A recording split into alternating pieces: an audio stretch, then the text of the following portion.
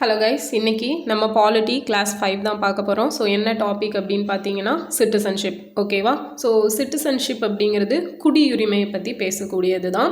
இந்த குடியுரிமையை பற்றி பேசக்கூடிய ஆர்டிக்கல் எது அப்படின்னு பார்த்தீங்கன்னா ஆர்டிக்கல் 5 இருந்து 11 வரைக்கும், ஆர்டிக்கல் 5 to 11 தான் குடியுரிமையை பற்றி சொல்லும், பார்ட் 2. ஓகேவா? ஸோ இதில் நான் தமிழில் கொடுத்துருக்கேன் அண்ட் இங்கிலீஷில் என்ன அப்படிங்கிறத சொல்கிறேன், நீங்கள் நோட் பண்ணிக்கோங்க. ஓகே? ஸோ இங்கிலீஷில் யாராச்சும் பார்த்துட்டு இருந்தீங்க அப்படின்னா நோட் பண்ணிக்கோங்க. ஆர்டிக்கல் 5 என்ன சொல்லுது அப்படின்னா, அரசியலமைப்பு உருவாக்கத்தின் போது உறைவிடம் மூலம் குடியுரிமையை பெறுதல். ஸோ அந்த கான்ஸ்டியூஷனை மேக் பண்ண டைமில் நம்ம எங்கே இருந்தோமோ அதை பேஸ் பண்ணி சிட்டிசன்ஷிப் வாங்கிக்கிறது தான் இது. ஓகேவா? ஸோ இங்கிலீஷில் சொல்லணும் அப்படின்னா citizenship at the commencement of the constitution. Citizenship at the commencement of the constitution. ஓகேவா? ஸோ அதுதான் ஆர்டிக்கல் 5 அப்படிங்கிறது. அண்ட் ஆர்டிக்கல் 6 என்ன சொல்லுது அப்படின்னா, பாகிஸ்தான்லேருந்து இந்தியாவுக்கு போயிருப்பாங்கல்ல, பாகிஸ்தான்லேருந்து இந்தியாவுக்கு வந்திருப்பாங்கள்ல, அவங்களுக்கு நம்ம சிட்டிசன்ஷிப் கொடுக்கறத பற்றி பேசுகிறது. So rights of citizenship of certain persons who have migrated to India from Pakistan. So சிம்பிளாக நோட் பண்ணி வச்சுக்கோங்க, migrated to India from Pakistan அப்படிங்கிறது தான் ஆர்டிகல் 6. ஸோ ஆர்டிகல் 7 அப்படிங்கிறது இந்தியாவிலேருந்து பாகிஸ்தான் போயிருப்பாங்கள்ல, அவங்களோட குடியுரிமையை பற்றி பேசுகிறது. Right of citizenship of certain migrants to Pakistan. Okay? So certain migrants to Pakistan. அடுத்தது ஆர்டிக்கல் 8 என்ன சொல்லுது அப்படின்னா, இந்தியாவிற்கு வெளியே வசிக்கும் இந்திய வம்சாவளியினர் பதிவு செய்து கொள்வதன் மூலம் குடியுரிமையை பெறுதல். ஸோ ரெஜிஸ்டர் பண்ணுறது மூலமாக அவங்க சிட்டிசன்ஷிப்பை வாங்கிக்கிறது. இப்போ இந்தியாவுக்கு வெளியே வசிக்கிறாங்கன்னா ரெஜிஸ்டர் அப்படிங்கிறது மூலமாக சிட்டிசன்ஷிப் வாங்கிக்கிறத பற்றி பேசுகிறது தான் article 8. Rights of citizenship of certain persons of Indian origin residing outside India. Okay? Certain persons of Indian origin residing outside India, அதுதான் ஆர்டிக்கல் 8. ஆர்டிக்கல் 9 என்ன சொல்லுதுன்னு பாருங்கள். அயல்நாட்டு குடியுரிமையை தானாகவே பெற்றவர் இந்திய குடியுரிமையை இழத்தல். ஸோ இதுதான் இம்பார்ட்டன்ட், எக்ஸாம்ஸில் அதிகமாக கேட்கக்கூடியது ஆர்டிக்கல் 9 தான்.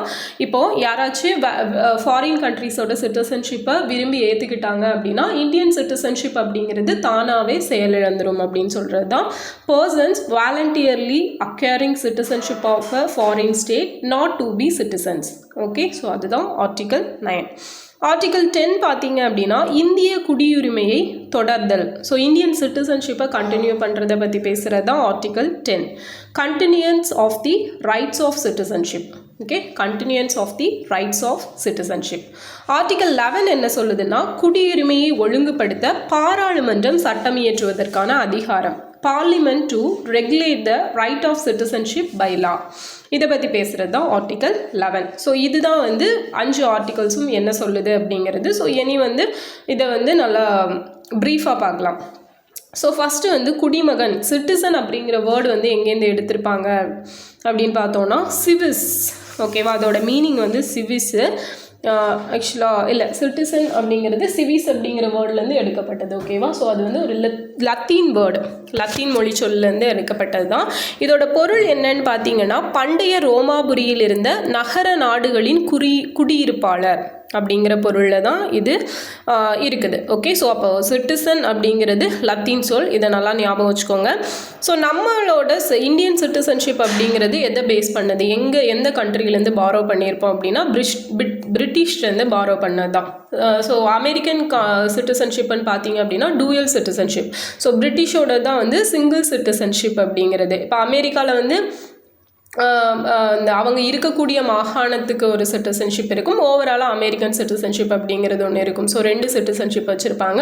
பட் பிரிட்டிஷை பொறுத்த வரைக்கும் சிங்கிள் சிட்டிசன்ஷிப் தான், அதை தான் நம்மளும் ஃபாலோ பண்ணிகிட்ருக்கோம். ஸோ வேறு இதில் பார்க்கணும் அப்படின்னா ஆர்டிக்கல் 5. ஓகேவா? ஸோ அதை பார்க்குறதுக்கு முன்னாடி நம்ம இந்திய குடியுரிமை சட்டம் அப்படிங்கிறது 1955 இயற்றப்பட்டுச்சு. ஸோ நம்மளோட சிட்டிசன்ஷிப்பை வாங்குறதுக்கு 5 வழிகள் இருக்குது. அதே மாதிரி 3 வழிகளில் சிட்டிசன்ஷிப்பை இழக்கவும் முடியும். ஓகே? ஸோ அதை வாங்குறதுக்கான 5 வழிகள் என்னென்ன அப்படின்னா, by birth, by descent, by registration, by territory incorporation, by naturalisation. ஓகேவா? பிறப்பின் மூலம் குடியுரிமை பெறுதல், வம்சாவளியினர் மூலம் குடியுரிமை பெறுதல், பெறுதல், பதிவு செய்ததன் மூலம் குடியுரிமை பெறுதல், இந்த பகுதிகளை இணைப்பதன் மூலம் குடியுரிமை பெறுதல், அதுதான் டெரிட்டரி இன்கார்பரேஷன் அப்படிங்கிறது. நேச்சுரலைசேஷன் அப்படிங்கிறது இயல்பு குடியுரிமை. ஓகேவா? ஸோ இதுதான் 5 வழிகள். அண்ட் 3 வழிகளில் நம்ம இழப்போம்னு சொன்னோம்ல, அது என்னன்னு பார்த்தீங்கன்னா துரத்தல், முடிவுக்கு வருதல், மறுத்தல். ஓகேவா? ஸோ இதுதான் அந்த 3 வழிகள் அப்படிங்கிறது. இங்கிலீஷில் பார்க்கணும் அப்படின்னா டெர்மினேஷன், டெப்ரிவேஷன் அண்ட் ரெனன்சியேஷன். ஓகேவா? So renunciation okay, one check. Renunciation RENUNCIATION. ஓகேவா? ரினன்சியேஷன். அடுத்தது டெர்மினேஷன்.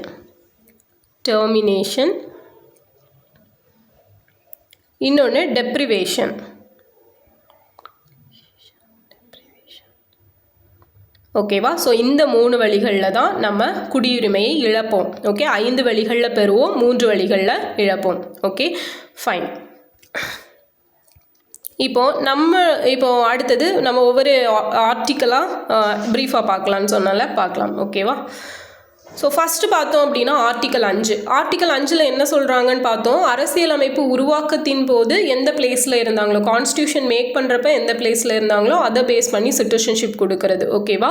ஸோ அதுக்கான குவாலிஃபிகேஷன்ஸ் என்னெல்லாம் அப்படின்னு பார்த்தோன்னா, அவர் இந்தியாவில் பிறந்தவராக இருக்கணும். ஓகே, அதுக்கப்புறம் அவரோட பேரண்ட்ஸில் ஒருத்தர் இந்தியாவில் பிறந்தவராக இருக்கணும். ஒன்று அவர் இந்தியாவில் பிறந்திருக்கணும், அப்படி இல்லைன்னா அவரோட பேரண்ட்ஸில் யாராச்சும் ஒருத்தர் இந்தியாவில் பிறந்திருக்கணும். இந்திய அரசியலமைப்பு தொடங்கும் முன்னர் அவர் இந்தியாவில் 5 ஆண்டுகளுக்கு குறையாமல் குடியிருந்தவராக இருத்தல் வேண்டும். ஸோ இந்தியன் கான்ஸ்டியூஷன் அப்படிங்கிறது கேம் இன்டு ஃபோர்ஸ் எப்போ? ஸோ சொல்லுங்கள். ஓகே, ஸோ நம்ம இந்தியன் கான்ஸ்டியூஷன் எப்போ அடாப்ட் பண்ணப்பட்டுச்சு அப்படிங்கிறத சொல்லுங்கள், எப்பொழுது ஏற்றுக்கொள்ளப்பட்டது? ஸோ அது நடைமுறைக்கு வந்தது 1950 ஜனவரி 26. ஓகேவா? ஸோ அப்போ இந்தியன் கான்ஸ்டியூஷன் அப்படிங்கிறது தொடங்குறதுக்கு முன்னாடியிலேருந்து ஒரு 5 வருஷத்துக்கு முன்னாடியிலேருந்து அவங்க இந்தியாவில் இருந்தவங்களா இருக்கணும். இதுதான் ஆர்டிக்கல் 5ஓட கண்டிஷன்ஸ். இப்போ ஆர்டிக்கல் 6 என்ன சொல்லுது அப்படின்னு பார்த்தோன்னா, பாகிஸ்தான் டு இந்தியா. ஓகேவா? பாகிஸ்தானில் இருந்து இந்தியாவுக்கு குடிபெயர்ந்தவங்க. ஸோ என்ன பண்ணுறாங்க, மவுண்ட் பேட்டன் பிளான் அப்படிங்கிறது என்ன, June 3 பிளான் இல்லையா? June 3, 1947. ஓகேவா? ஸோ இந்திய சுதந்திர சட்டம் அப்படிங்கிறது, இந்தியன் இண்டிபெண்டன்ஸ் ஆக்ட் அப்படிங்கிறது எந்த இயர் அப்படிங்கிறத கமெண்டில் சொல்லுங்கள் வித் டேட்டோட. Okay, fine. இப்போது ஆர்டிக்கல் 6ல் சொல்கிற மாதிரி இப்போ இந்த மவுண்ட் பேட்டன் பிளான் படி என்ன பண்ணுவாங்க அப்படின்னா, இந்தியா பாகிஸ்தான் அப்படின்னு சொல்லி 2ஆக ஸ்ப்ளிட் பண்ணுறது தான் மவுண்ட் பேட்டன் பிளான். ஸோ அதன்படி தான் ஆகஸ்ட் 14 பாகிஸ்தான் அவங்களுக்கு சுதந்திரம் கொடுத்துருப்பாங்க. ஆகஸ்ட் 15, 1947 நம்ம இந்தியாவுக்கு சுதந்திரம் கொடுத்துருப்பாங்க. ஸோ இதெல்லாம் நமக்கு தெரியும். ஓகேவா? ஸோ அப்போ அந்த டைமில் பாகிஸ்தான்லேருந்து இந்தியாவுக்கு குடிபெயர்ந்தவங்களுக்கு சிட்டிசன்ஷிப் கொடுக்கறத பற்றி பேசுகிறது தான் இந்த ஆர்டிக்கல் 6 அப்படிங்கிறது. ஓகே, ஸோ இதுக்கான க்ரைட்டீரியாஸ் என்னெல்லாம் அப்படின்னு பார்த்தோன்னா, இப்போ யாராச்சும் குடிபெயர்ந்திருப்பாங்கல்ல, ஸோ அவங்களோ இல்லை அவங்களோட பேரண்ட்ஸ், ஒன்று அப்பாவாக இருக்கலாம் இல்லை அம்மாவாக இருக்கணும். அப்படி இல்லை அப்படின்னா அவங்களோட அப்பா அம்மாவோட அப்பா அம்மா, தாத்தா பாட்டி இருப்பாங்கள்ல, ஸோ அவங்களில் யாராவது ஒருத்தர் கவர்மெண்ட் ஆஃப் இந்தியா ஆக்ட் 1935 படி இந்தியாவில் பிறந்தவர்களாக இருக்க வேண்டும் அப்படின்னு சொல்கிறாங்க. இது ஒரு கண்டிஷன். இன்னொரு கண்டிஷன் பார்த்தீங்க அப்படின்னா 19/7/1948. ஓகே, அதாவது 19 ஜூலை 1948 இந்த தேதிக்கு முன்னாடி குடிபெயர்ந்து இந்தியா வந்தவர்களாக இருந்தால் அவர்கள் வந்த தேதியிலிருந்து இந்தியாவோட குடியிருப்பாளர்களாக இருத்தல் வேண்டும். ஓகேவா? ஸோ இந்த டேட்டுக்கு முன்னாடி, ஓகே, 19/7/1948 முன்னாடி இந்தியாவுக்கு வந்தவங்களா இருந்தாங்க அப்படின்னா அவங்க வந்த தேதியிலேருந்து இந்தியாவிலேயே குடியிருக்கிறவங்களா இருக்க வேண்டும்.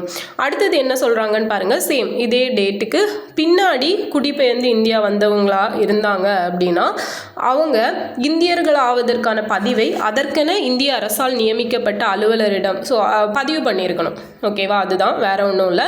ஆனால் அந்த பதிவை எத்தனை அட்லீஸ்ட் ஒரு 6 months முன்னாடியாச்சு அவங்க 6 மாத காலமாவது அவர்கள் இந்தியாவில் குடியிருந்திருக்க வேண்டும். ஓகேவா? ஒரு 6 months ஆச்சு இந்தியாவில் இருந்து அதுக்கப்புறம் தான் ரெஜிஸ்டர் பண்ண முடியும். இது ஆர்டிக்கல் 6ஓட படி. ஸோ இந்த ஆர்டிக்கல் 6 ரிலேட்டடாக நம்ம கரண்ட் அஃபேர்ஸ் பார்க்கணும் அப்படின்னா பார்த்தீங்கன்னா ஆர்டிக்கல் 6A அப்படிங்கிறத பார்க்கலாம். ஸோ இந்த ஆர்டிகல் 6A என்ன சொல்லுதுன்னா, அசாமில் 1966 ஜனவரி 1 இருந்து 1971 மார்ச் 25, ஸோ ஓகேவா, இந்த டேட்டுக்குள்ளே இல்லீகல் என்ட்ரி அப்படின்னு கொடுத்துருப்பாங்க, புலம்பெயர்ந்தவர்கள். ஓகேவா, ஸோ மெயினாக எங்கேருந்து இல்லீகல் என்ட்ரி கொடுத்துருப்பாங்கன்னா பங்களாதேஷ்லேருந்து. ஸோ நமக்கு தெரியும் 1971 தான் பங்களாதேஷ்க்கு வந்து அந்த தனி கண்ட்ரி அப்படிங்கிற ஒரு அங்கீகாரத்தை வாங்கி கொடுத்துருப்பாங்க, நம்ம இந்தியா தான் கொடுத்துருப்பாங்க. ஸோ அந்த டைம் வரைக்கும், அந்த டைம் பீரியடுக்குள்ளே இந்தியாவுக்கு வந்தவங்க, ஐ மீன் அஸ்ஸாமில் மெயினாக வந்தவங்களோடுக்கு இந்திய குடியுரிமை வழங்குறத பற்றி பேசுகிறது தான் இந்த ஆர்டிகல் 6A அப்படிங்கிறது. ஸோ ரீசெண்டாக இது சம்மந்தமாக ப்ராப்ளம்ஸ் போயிருக்கும், அதனால இதை நோட் பண்ணி வச்சுக்கோங்க. ஸோ இதுக்கு அப்புறமா அஸ்ஸாம் ஒப்பந்தம் அப்படிங்கிறத 1985 யார் போட்டிருப்பாங்க அப்படின்னா 1985 ராஜீவ் காந்தி. ஓகேவா, ராஜீவ் காந்தியும் இந்திய மாணவர் சங்கமும் ஒரு அஸ்ஸாம் ஒப்பந்தம் அப்படிங்கிறது ஜஸ்ட் இந்த சிட்டிசன்ஷிப் ரிலேட்டடான ஒரு ஒப்பந்தம் தான். ஓகே, நெக்ஸ்ட் பார்த்தீங்க அப்படின்னா ஆர்டிகல் 7. ஸோ ஆர்டிகல் 7ல் இந்தியாவிலேருந்து பாகிஸ்தானுக்கு குடிபெயர்ந்தவங்களோட குடியுரிமையை பற்றி பேசும். ஸோ இந்த ஆர்டிக்கல் படி மார்ச் 1, 1947 பின்னாடி, ஓகே, ஸோ இந்த டேட்டுக்கு பின்னாடி மார்ச் 1, 1947 பின்னாடி இந்தியாவிலேருந்து பாகிஸ்தானுக்கு குடிபெயர்ந்தவங்க, இந்தியாவிலேருந்து பாகிஸ்தானுக்கு போயிட்டாங்க அப்படின்னா அவங்க வந்து இந்தியாவோட சிட்டிசன் அப்படிங்கிற ஒரு அங்கீகாரத்தை இழந்துருவாங்க. ஓகே, ஸோ இதுதான் இதில் மெயின் ஆர்டிக்கல் 7ல். ஓகே,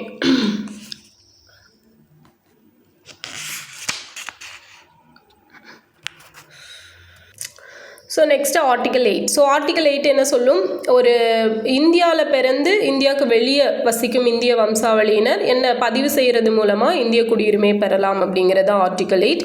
ஸோ ஒரு நபரோட பேரண்ட் அப்படி இல்லைன்னா அவங்களோட தாத்தா பாட்டி பிரிக்க முடியாத இந்தியாவில் பிறந்திருந்தாங்கன்னா, பிரிக்கப்படாத, ஸோ 1947 ஆகஸ்ட் 14 முன்னாடி, ஓகே, ஸோ அந்த இந்தியாவில் பிறந்திருந்தாங்க அப்படின்னா, அப்படி பிறந்து இந்தியாவுக்கு வெளியே வசிப்பவர்களாக இருந்தால் அவங்க வந்து தங்கள் வசிக்கும் நாட்டின் இந்திய தூதரக அதிகாரியிடம் பதிவு செய்வதன் மூலம் இந்திய குடியுரிமையை பெறலாம். ஓகே, ஸோ இப்போ வந்து ஒன்றும் இல்லை, சிம்பிள் தான். 1947 முன்னாடி இந்தியாவில் அவங்க தாத்தா பாட்டியோ இல்லை அவங்களோட பேரண்ட் யாராவது பிறந்திருந்தாங்க அப்படின்னா, பட் இப்போ அவங்க வந்து ஃபாரினில் இருக்காங்கன்னா எம்பசியில், அவங்க இருக்கக்கூடிய கண்ட்ரியோட இந்தியன் எம்பசி அப்படிங்கிறது இருக்குல்ல, அந்த எம்பசியில் ரெஜிஸ்டர் பண்ணுறது மூலமாக அவங்க இந்திய குடியுரிமையை பெறலாம் அப்படின்னு சொல்கிறது தான் ஆர்டிக்கல் 8. ஓகேவா, வேறு எதுவும் இல்லை. அடுத்தது ஆர்டிக்கல் 9. ஓகே, ஸோ ஆர்டிக்கல் 9 என்ன சொல்லுது அப்படின்னா, அரசியலமைப்பு சட்டம் நடைமுறைக்கு வருவது. ஸோ நடைமுறைக்கு வந்தது எப்போன்னு சொன்னேன், ஜான்வரி 26, 1950. ஸோ அதுதான் நம்ம ரிப்பப்ளிக் டே அப்படின்னு சொல்லி செலிப்ரேட் பண்ணுறோம். ஸோ அதுக்கு முன்னாடி ஒரு இந்திய குடிமகன் தன்னிச்சையாக வெளிநாட்டு இந்தியன் சிட்டிசனாக ஆல்ரெடி இருக்கார், பட் ஃபாரினில் போய் ஃபாரின் சிட்டிசன்ஷிப்பை அவர் விரும்பி ஏற்றுக்கிட்டாரு அப்படின்னா அவரோட இந்தியன் சிட்டிசன்ஷிப் அப்படிங்கிறது தானாகவே கேன்சல் ஆயிரும் அப்படின்னு சொல்கிறது தான் ஆர்டிக்கல் 9. அடுத்தது ஆர்டிக்கல் 10.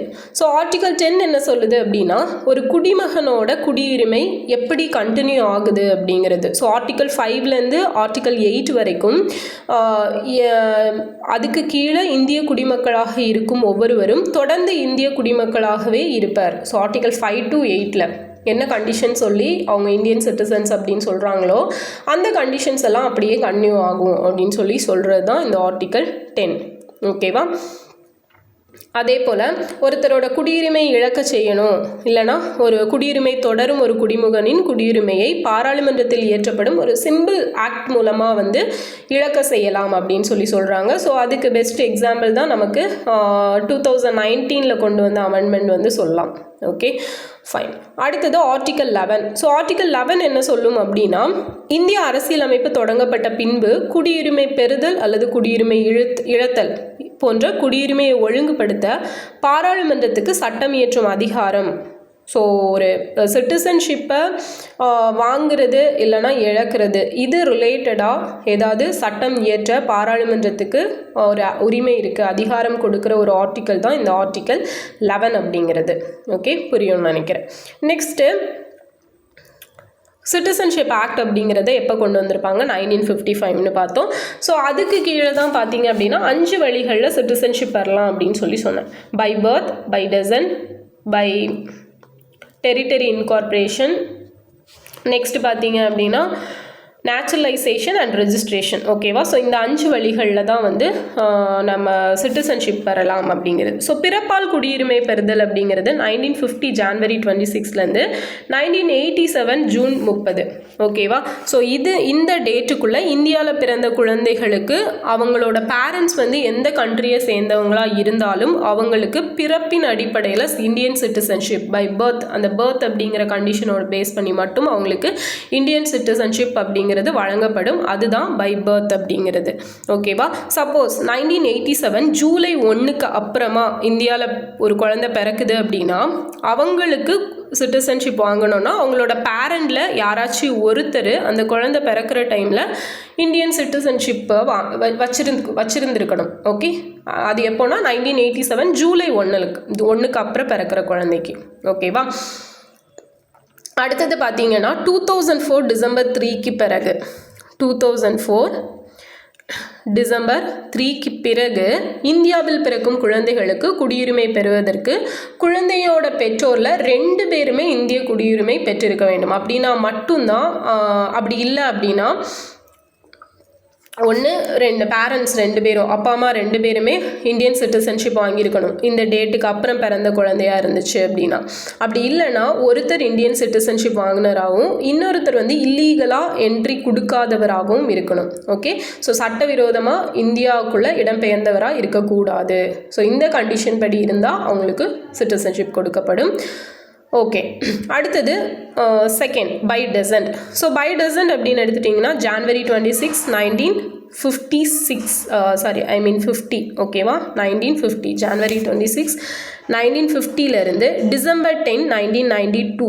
ஸோ இந்த காலகட்டத்தில் ஃபாரினில் பிறந்திருந்தாலும் அவங்களோட அப்பா இந்திய குடிமகனாக இருந்தால் அவங்க வம்சாவளி மூலம் இந்திய குடியுரிமையை பெறுவாங்க. ஸோ 1992 டிசம்பர் 10க்கு அப்புறமா வெளிநாட்டில் ஃபாரினில் பிறந்தவங்களோட பேரண்ட்ஸில் யாராச்சும் ஒருத்தர் வந்து இந்திய குடிமகனாக இருந்தால், அந்த குழந்தை பிறக்கிற டைமில் இந்திய குடிமகனாக இருந்தாலும் அவங்களுக்கு அந்த இந்திய குடியுரிமை அப்படிங்கிறது வம்சாவளியால் கொடுக்கக்கூடியது இல்லையா? ஸோ அதனால் வழங்கப்படும். ஸோ இதுதான் இது. ஓகேவா? வம்சாவளியால் வழங்குவது. அடுத்தது பை ரெஜிஸ்ட்ரேஷன். ஸோ இது மட்டும் 1915 சேஞ்ச் பண்ணிக்கோங்க. அடுத்தது பை ரெஜிஸ்ட்ரேஷன், பதிவு செய்தல் மூலம் குடியுரிமையை பெறுதல். இது பார்த்தீங்க அப்படின்னா ஒரு நபர் தன்னை இந்திய குடிமகனாக பதிவு செய்து கொள்ள அதற்கென உள்ள அதிகாரியிடம் விண்ணப்பிக்க வேண்டும். ஸோ அதுக்கு சர்டைன் கண்டிஷன் சொல்லியிருக்காங்க. என்னென்னா பதிவு செய்வதற்கு விண்ணப்பிக்கிறாங்கல்ல, ஸோ அதுக்கு முன்னாடி இந்திய வம்சாவளியை சேர்ந்த நபர் 7 வருடங்கள் இந்தியாவில் வசித்திருக்க வேண்டும்னு சொல்கிறாங்க. எத்தனை வருஷங்கள்? 7 வருஷங்கள் வசிச்சிருக்கணுமாமா. இந்திய குடிமகனை திருமணம் செய்த ஒருவர் பதிவின் மூலம் விண்ணப்பிக்கும் முன் 7 ஆண்டுகள் இந்தியாவில், ஸோ யாராக இருந்தாலும் 7 இயர்ஸ் அப்படிங்கிறது இந்தியாவில் இருந்திருக்கணும். ஓகே, அடுத்தது பதிவு செய்து கொண்ட இந்திய குடிமக்களோட 18 வயது நிரம்பாத சிறுவர் சிறுமியர் இந்திய குடிமகனாக கருதப்படுவர் அப்படின்னு சொல்கிறாங்க. ஸோ இப்போ வந்து பேரண்ட்ஸ் வந்து ரெஜிஸ்டர் பண்ணிட்டாங்க அப்படின்னா அவங்களோட குழந்தைங்களுக்கு 18 இயர்ஸ் கம்ப்ளீட் ஆகலை அப்படிங்கிற பட்சத்தில் அவங்க வந்து ஆட்டோமேட்டிக்காகவே இந்தியன் சிட்டிசன் தான் அப்படின்னு கருதப்படுவாங்க. ஓகேவா? ஸோ அவங்களுக்கு வந்து அவங்க பேரண்ட்ஸே வந்து இது பண்ணிக்கலாம், பதிவு பண்ணி வாங்கிக்கலாம். அடுத்தது குடியுரிமை பதிவு விண்ணப்பிப்பதற்கு 1 வருடத்திற்கு முன்பதாக இந்தியாவில் வசித்து வரும் 18 வயது அடைந்தவர்கள் தங்களை வெளிநாட்டு வாழ் இந்தியர்களாக தொடர்ந்து 5 வருடம் பதிவு செய்திருந்தால், ஸோ 18 இயர்ஸ் கம்ப்ளீட் ஆயிடுச்சு அப்படின்னா கண்டினியூஸாக ஒரு 5 இயர்ஸ் அப்படின்னு ரெஜிஸ்டர் பண்ணியிருந்தாங்க, பதிவு பண்ணியிருந்தாங்க அப்படின்னா 2 வழிகளில் பெறலாம். ஒன்று வந்து பதிவு செய்ய விண்ணப்பம் செய்வதற்கு முன்பாக 12 மந்த்ஸ் வந்து இந்தியாவில் வசித்தவராக இருக்கணும். எத்தனை நாட்கள்? 12 மந்த்ஸ். ரெஜிஸ்டர் பண்ணுறதுக்கு முன்னாடி 12 மந்த்ஸ் இந்தியாவில் வசிச்சிருக்கணும். அப்படி இல்லைன்னா பதிவு செய்ய விண்ணப்பிக்கும் தேதிக்கு முன் இந்தியாவில் 8 வருடங்கள் அல்லது குறைந்தது 6 வருடங்களாவது வசிச்சிருக்கணும் அப்படின்னு சொல்கிறாங்க. ஓகேவா? ஸோ இதுதான் வந்து பை ரெஜிஸ்ட்ரேஷன். அடுத்தது பை டெரிட்டரி இன்கார்பரேஷன். ஸோ இது சிம்பிள் தான். பெஸ்ட் எக்ஸாம்பிள் பார்த்தீங்க அப்படின்னா 1962 14th கான்ஸ்டியூஷனல் அமெண்ட்மெண்ட் ஆக்ட் படி பாண்டிச்சேரியை இந்தியாவோட இணைப்பாங்க. ஸோ அப்படி இணைக்கும் போது அவங்க அந்த பாண்டிச்சேரியில் இருக்கிற மக்கள் எல்லாம் ஆட்டோமேட்டிக்காக இந்தியன் சிட்டிசன்ஷிப் அப்படிங்கிறது வழங்கப்படும். ஓகே, ஸோ அதுதான் வந்து பை டெரிட்டரி இன்கார்பரேஷன். அடுத்தது பை நேச்சுரலைசேஷன். ஸோ நேச்சுரலைசேஷன் அப்படிங்கிறது என்னன்னு பார்த்தீங்கன்னா ஒருவர் இயல்பாக விண்ணப்பிப்பதன் மூலம் அவருக்கு இயல்பு குடியுரிமை வழங்கப்படும். அதாவது குடியுரிமை பெறுவதற்கு விண்ணப்பிக்கிறதுக்கு முன்னாடி 12 மாதங்கள் இந்தியாவில் வசித்தவராக இருக்கணும். ஆல்ரெடி அந்த கண்டிஷன் சொல்லியிருப்பேன். ஸோ அதே கண்டிஷன் தான். அண்ட் 1 வருடம் முழுவதும் இந்திய அரசு பணியில் பணியாற்றி, அப்படி இல்லைனா 1 வருஷம் கவர்மெண்ட் ஜாபில் இருந்திருக்கலாம், இல்லை 6 மந்த்ஸ் வந்து இந்தியன் கவர்மெண்ட், இல்லை 6 மந்த்ஸ் வந்து பிற நாட்டு அரசிற்காக பணியாற்றியவர்களாக இருந்தால் கூட அவங்களோட விண்ணப்பங்களை ஏற்றுப்பாங்க அப்படின்னு சொல்கிறாங்க. அண்ட் இன்னொரு முக்கியமான கண்டிஷன் என்னென்னு பார்த்தீங்கன்னா, நம்ம 8வது அட்டவணையில் 22 அஃபீஷியல் லாங்குவேஜஸ் இருக்கு இல்லையா? ஸோ அந்த லாங்குவேஜஸில் ஏதாச்சும் ஒரு லாங்குவேஜ் வந்து நல்லா தெரிஞ்சிருக்கணும். அப்படி இருந்தால் இந்த இயல்பு குடியுரிமை அப்படிங்கிறது வழங்கப்படும். அதே போல் இன்னொன்று பார்த்தீங்க அப்படின்னா, ஒரு பர்சன் வந்து அறிவியல், தத்துவம், கலை, இலக்கியம், உலக அமைதி, ஓகே, ஸோ சயின்ஸ், ஃபிலாசபி, அப்புறம் வந்து ஆர்ட் அண்ட் கல்ச்சர், அப்புறம் பார்த்திங்கன்னா லிட்ரேச்சர், வேர்ல்டு பீஸ், ஸோ இந்த மாதிரியான மனித முன்னேற்றத்துக்கு, ஒரு ஹியூமன் டெவலப்மெண்ட்டுக்காக அவங்க பங்காற்றி இருந்தாங்க அப்படின்னா, அதில் அவங்களோட பங்கு இருந்துச்சுன்னா மேலே இப்போ நான் சொன்னேன் இல்லையா, ஸோ 12 மந்த்ஸ் இருக்கணும், இல்லை 1 இயர் வந்து கவர்மெண்ட் ஜாபில் இருக்கணும், அந்த மாதிரி எந்த கண்டிஷனுமே இல்லாமல் அவங்களுக்கு வந்து சிட்டிசன்ஷிப் கொடுத்துருவாங்க. ஸோ இந்த மாதிரி சிட்டிசன்ஷிப் யாருக்கு கொடுத்துருப்பாங்க அப்படின்னா, அன்னை தெரசா இருக்காங்க இல்லையா, ஸோ அவங்களுக்கு வந்து கொடுத்துருப்பாங்க. ஸோ அன்னை தெரசாவுக்கு எப்போ நோபல் ப்ரைஸ் எந்த இயர் கொடுத்தாங்க அப்படிங்கிறத கமெண்டில் சொல்லுங்கள். பாரத ரத்னா ஆல்சோ எந்த இயர் அப்படிங்கிறதையும் சொல்லுங்கள். ஸோ இது வந்து 5 முறை, ஸோ 5 வழிகளில் எப்படி குடியுரிமை பெறுறது அப்படிங்கிறத பார்த்தோம். இனி இப்போ வந்து பார்த்திங்கன்னா 3 வழிகளில் குடியுரிமை இழத்தல், ஸோ அதான் பார்க்க போகிறோம். ஸோ அதுதான் என்ன சொன்னேன், டெர்மினேஷன், டெப்ரிவேஷன் அண்ட் ரெனன்சியேஷன் அப்படின்னு சொன்னேன். ஃபஸ்ட்டு வந்து குடியுரிமையை துரத்தல் அப்படிங்கிறது என்னன்னு பார்த்தீங்கன்னா, தானாகவே முன் வந்து எனக்கு வந்து இந்தியன் சிட்டிசன்ஷிப் வேண்டாம் அப்படின்னு சொல்லி விண்ணப்பித்து தங்களோட குடியுரிமையை ஸ்டாப் பண்ணிக்கலாம். அப்படி பண்ணாங்க அப்படின்னா அவங்களோட குழந்தைங்களுக்கும் அந்த குடியுரிமை அப்படிங்கிறது நிறுத்தப்படும். ஓகே, நெக்ஸ்ட்டு வந்து முடிவுக்கு வருதல். ஸோ முடிவுக்கு வருதல் அப்படிங்கிறது தன்னோட இப்போ இந்தியன் சிட்டிசனாக இருக்கிறவங்க தன்னோட விருப்பத்தினாலோ அல்லது கட்டாயத்தின் பேரிலோ மற்ற நாட்டோட குடியுரிமையை வாங்குறப்ப, அந்த ஆர்டிக்கல் 9 சொன்னேன் இல்லையா, ஸோ அந்த மாதிரி வாங்கினாங்க அப்படின்னா இந்த இந்தியன் சிட்டிசன்ஷிப் அப்படிங்கிறது ஆட்டோமேட்டிக்காக முடிவுக்கு வந்துடும். ஓகே, அடுத்தது மறுத்தல் அல்லது கட்டாயமாக முடிவுக்கு கொண்டு வருதல் அப்படின்னா, ஏதாவது போலியா மோசடி பண்ணியிருப்பாங்க, நாட்டுக்கு எதிராக வந்து செயல் புரிஞ்சிருப்பாங்க, ஸோ அந்த மாதிரியெல்லாம் இருந்தாங்க அப்படின்னா அவங்களோட சிட்டிசன்ஷிப் வந்து ஆட்டோமேட்டிக்காக கேன்சல் பண்ணிடுவாங்க. ஓகேவா? அதே மாதிரி இந்திய குடியுரிமை பெற்றவர் வெளிநாட்டில் கண்டினியூஸாக 7 வருஷம் இருந்தாங்க அப்படின்னா அவங்களோட குடியுரிமையும் முடிவுக்கு வரும். ஸோ இது வந்து ஒரு இம்பார்ட்டண்ட் ஃபேக்ட்டு. இன்னொன்று வந்து இந்தியன் சிட்டிசன்ஷிப் வாங்கியிருக்கிறவங்க 5 இயர்ஸில் ஏதாவது ஒரு நாட்டில் 2 ஆண்டுகள் சிறை தண்டனை பெற்றாங்க அப்படின்னா, ஓகேவா, அப்படி பெற்றிருந்தாங்கனாலும் அவங்க சிட்டிசன்ஷிப் வந்து கேன்சல் ஆயிடும். ஃபைன். ஸோ இதுதான் இழத்தல் அப்படிங்கிறது.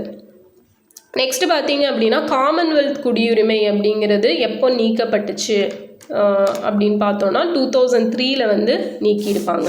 ஓகே, ஸோ இது வரைக்கும் எத்தனை முறை நம்ம சிட்டிசன்ஷிப் அந்த ஆக்டை வந்து திருத்தம் பண்ணியிருக்காங்க, அமெண்ட்மெண்ட் பண்ணியிருக்காங்கன்னா டோட்டலாக 9 தடவை.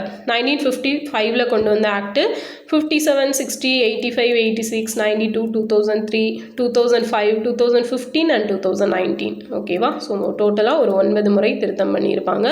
அண்ட் குடியுரிமை திருத்த சட்டம் 2003. ஸோ இது வந்து யாரோட பரிந்துரையின்படி கொண்டு வந்திருப்பாங்க அப்படின்னா LM சிங்வி. ஸோ இது ஒரு இம்பார்ட்டன்ட் ப்ரீவியஸ் இயர் கொஸ்டின்.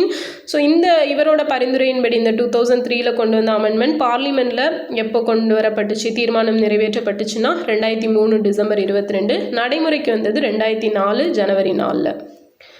அடுத்தது constitutional amendment act 2019. Okay, so அதுபடி பார்த்தோம் அப்படின்னா டிசம்பர் 31, 2014 முன்னாடி இந்தியாவுக்கு வந்தவங்க. ஓகேவா? ஸோ அவங்க வந்து முஸ்லீம்ஸ் இல்லாத ஹிந்து, சீக்கியர்கள், பௌத்தர்கள், ஸோ வேறு எந்த சமயத்தை சேர்ந்தவங்களாகவும் இருக்கலாம், ஆனால் முஸ்லீம்ஸாக மட்டும் இருக்கக்கூடாது. ஸோ அவங்க வந்து 5 ஆண்டுகள் இந்தியாவில் தொடர்ந்து வாழ்ந்திருந்தாங்க அப்படின்னா அவங்களுக்கு வந்து இந்தியன் சிட்டிசன்ஷிப் கொடுப்பாங்க. இதுக்கு முன்னாடி 11 இயர்ஸ் அவங்க இந்தியாவில் வசித்தவராக இருந்திருக்கணும் அப்படிங்கிற ஒரு கண்டிஷன் இருந்துச்சு. இப்போ அதை 5 இயர்ஸாக கம்மி பண்ணியிருக்காங்க. ஸோ இதுலேருந்து விலக்கு அளிக்கப்பட்டுள்ள மாநிலங்கள் எதெல்லாம் அப்படின்னா அருணாச்சல் பிரதேஷ், நாகாலாந்து, மிசோரம். ஸோ இங்கே பார்த்தீங்க அப்படின்னா இந்த பகுதிகளை பாதுகாப்புறதுக்காக அங்கே வந்து இன்னர் பெர்மிட்டட் ஏரியா அப்படின்னு சொல்லி வச்சுருப்பாங்க. இன்னர் பெர்மிட்டட் லிமிட்டட், ஓகேவா? ஸோ அந்த ஏரியாவுக்கு போகணுன்னா அந்த பெர்மிஷன் வாங்கணும் அங்கே உள்ளது, அப்போ தான் போக முடியும். ஸோ அந்த 3 ஸ்டேட்டை தவிர வேறு எல்லா பிளேஸ்க்கும் இது வந்து அப்ளிகபிள். ஓகே, அடுத்தது இந்திய குடிமகனுக்கு மட்டும் கிடைக்கும் உரிமைகள். ஸோ நம்மளுக்கு ஆல்மோஸ்ட் 460 ஆர்டிகல்ஸ் இருக்குது இல்லையா? அந்த 460 ஆர்டிகல்ஸில் எந்தெந்த ஆர்டிகல்ஸ் இந்தியன் சிட்டிசன்ஷிப் வச்சுருக்கிறவங்களுக்கு மட்டுமானது அப்படின்னு பார்த்தீங்கன்னா ஆர்டிகல் 15, 16, 19, 29 and 30. ஸோ ஆர்டிகல் 15 என்ன சொல்லும்? ஜாதி, மத, இன, பாலின வேறுபாடு இல்லாமல் அப்போ அந்த மாதிரி யாரையும் வேறுபடுத்தி காட்டக்கூடாது அப்படின்னு சொல்கிறதான். So religion, caste, race, so sex இதை பேஸ் பண்ணி யாரையும் டிஸ்கிரிமினேஷன் பண்ணக்கூடாது அப்படிங்கிறது ஆர்டிகல் 15. ஸோ ஆர்டிகல் 16 என்ன சொல்லும்? பப்ளிக் எம்ப்ளாய்மெண்ட் இல்லையா, பொது பணியில் வேலைவாய்ப்பு கொடுக்கறது. ஆர்டிகல் 19 என்ன சொல்லும்? So express to speech and to form, assemble, association, movement, job. So இதை பற்றி சொல்கிறது தான் வந்து ஆர்டிகல் 19. இந்தியாவில் எங்கே வேணால் போய்க்கலாம், என்ன வேணால் பேசிக்கலாம், ஸோ இந்த மாதிரி சொல்கிறது. அண்ட் ஆர்டிகல் 29 என்ன சொல்லும் அப்படின்னா 29, 30 ரெண்டுமே வந்து கல்வி மற்றும் பண்பாட்டு உரிமைகள். ஸோ மெயினாக மைனாரிட்டிஸுக்கானது பேசுகிறது தான் இந்த 29, 30 அப்படிங்கிறது. ஓகே, ஸோ இதெல்லாம் இம்பார்ட்டன்ட் ஆனது. அடுத்தது பார்த்தீங்க அப்படின்னா நாட்டுரிமை, குடியுரிமை. ஸோ நாட்டுரிமை அப்படின்னா பூர்வீகம், பிறப்பு, இனம். ஸோ நம்மளோட பேசிக்காக இருக்கிறதோட அதை பேஸ் பண்ணி ஒரு நாட்டினர் இயல்பாக பெறும் குடியுரிமை தான் இந்த நாட்டுரிமை அப்படிங்கிற. இயல்பாக பெறுறது நாட்டுரிமை. இதுவே குடியுரிமை அப்படிங்கிறது சட்ட நடைமுறைகளுக்கு உட்பட்டு நம்ம வாங்கிக்கிறது இல்லையா? ஸோ நாட்டுரிமை அப்படிங்கிறத மாற்ற முடியாது, பட் குடியுரிமை அப்படிங்கிறது நம்ம நினச்சா மாற்றிக்கலாம். எந்த கண்ட்ரிக்கு வேணுமோ அந்த கண்ட்ரியில் போய் சிட்டிசன்ஷிப் அப்படிங்கிறது வாங்கிக்கலாம். அடுத்தது அந்நியர், குடியேறியவர். ஸோ அந்நியர் அப்படிங்கிறது பார்த்தீங்க அப்படின்னா ஒரு நாட்டில் வசிக்கும் குடிமகனாக அல்லாத அனைவரும் அந்நியர். ஃபார் எக்ஸாம்பிள் பார்த்துட்டோன்னா இப்போ ஃபாரின்லேருந்து ஒரு டூருக்கு வந்திருப்பாங்க, இல்லைனா ஃபாரின்லேருந்து இங்கே படிக்கிறதுக்காக ஸ்டூடெண்ட்ஸ் வந்திருப்பாங்க. ஸோ இவங்கெல்லாம் ஏலியன்ஸ் அப்படின்னு சொல்லி அழைக்கப்படுவாங்க. என்னன்னு சொல்லி அழைக்கப்படுவாங்க? ஏலியன்ஸ். ஸோ இதுவே குடியேறியவர் அப்படின்னா இமிக்ரன்ட்ஸ் அப்படின்னு சொல்லுவாங்க. ஓகே, ஸோ அவங்க வந்து இமிக்ரெண்ட்ஸ் அப்படிங்கிறவங்க ஒரு நாட்டில் எந்த ஒரு தடையுமின்றி நிரந்தரமாக வசிப்பதற்கும் பணிபுரிவதற்கும் உரிமை பெறும் அந்நியர்களாக இருப்பாங்க. ஓகேவா? ஸோ அவங்க தான் வந்து குடியேறியவர் அப்படின்னு சொல்லி அழைக்கப்படுறாங்க. அடுத்தது persons of Indian origin, PIO அப்படின்னு சொல்லுவோம். ஸோ 2015 ஜனவரி 9 PIO முறை அப்படிங்கிறது திரும்ப பெறப்பட்டு OCAயோட இணைக்கப்பட்டுச்சு. ஓவர்சீஸ் சிட்டிசன்ஸ் ஆஃப் இந்தியா அப்படிங்கிறதோட இணைச்சிருப்பாங்க. ஓகேவா? அதாவது PIO அப்படின்னா என்னென்னா இந்திய சிட்டிசன்ஷிப்பை வாங்கியிருப்பாங்கல்ல, ஸோ அவங்களோட மூதாதையர்களை கொண்ட வெளிநாட்டில் குடியுரிமை பெற்றிருக்கும் ஒருவர் தான் இந்திய பூர்வீக குடியினர் அப்படின்னு சொல்லி அழைக்கப்படுறாங்க. நெக்ஸ்ட் வந்து பார்த்தீங்க அப்படின்னா கடல் கடந்து வாழும் இந்திய குடிமக்கள், overseas citizens of India. Okay, so இவங்க யாருன்னு பார்த்தோன்னா இந்தியாவை பூர்வீகமாக கொண்ட வெளிநாட்டு குடிமகன். ஸோ பாகிஸ்தான், பங்களாதேஷை தவிர. ஓகேவா? ஸோ இந்தியாவை தான் பூர்வீகமாக வச்சுருப்பாங்க, ஆனால் ஃபாரினில் இருப்பாங்க. அண்டு காலவரையின்றி இந்தியாவில் வசிக்கிறதுக்கும் பணி செய்வதற்கும் இந்த OCA அப்படிங்கிற அட்டையை வந்து வச்சுருப்பாங்க. ஓகே, ஸோ ஆனால் இவங்களுக்கு வந்து இந்தியாவில் ஓட்டு போடுறதுக்கான உரிமை கிடையாது. யாருக்கு? இந்த OCA கார்டு வச்சுருக்கிறவங்க இந்தியாவில் ஓட்டு போட முடியாது. அடுத்தது நான் ரெசிடென்ட் இந்தியா. ஸோ இவங்க வந்து இந்தியா பாஸ்போர்ட் வச்சுருப்பாங்க. பாஸ்போர்ட் வச்சுட்டு வெளிநாட்டில் வசிக்கிறவங்க. ஸோ இவங்க தான் NRI அப்படின்னு சொல்லுவோம், நான் ரெசிடென்ட் இந்தியா. அடுத்தது பிரவாசி பாரதிய தினம். ஸோ இது எதுக்காக செலிப்ரேட் பண்ணுறோன்னு தெரியும் இல்லையா? காந்தியடிகள் சவுத் ஆஃப்ரிக்காலேருந்து இந்தியா வந்த தினமான ஜனவரி 9. ஸோ அதுதான் வந்து பிரவாசி பாரதிய தினம் அப்படின்னு சொல்லி 2003 செலிப்ரேட் பண்ணுறோம். ஸோ வருஷம் செலிப்ரேட் பண்ணிகிட்டு இருந்தது தான். பட் 2015 இருந்து 2 years once அப்படிங்கிறது செலிப்ரேட் பண்ணிகிட்ருக்கோம். ஸோ 2023 இந்த மீட்டிங் எங்கே நடந்திருக்கும்னா இந்தூரில் நடந்திருக்கும், மத்திய பிரதேஷ். 2025 ஒடிசாவில் நடந்துச்சு. ஓகேவா? ஸோ இதான் வந்து சிட்டிசன்ஷிப் அப்படிங்கிறது. ஸோ இதான் இதில் நம்ம மெயினாக தெரிஞ்சிக்க வேண்டிய டீட்டெயில்ஸ். ஓகே, ஸோ இந்த வீடியோ யூஸ்ஃபுல்லாக இருந்திருக்கும்னு நினைக்கிறேன். நெக்ஸ்ட் வீடியோவில் பார்க்கலாம். தேங்க்யூ.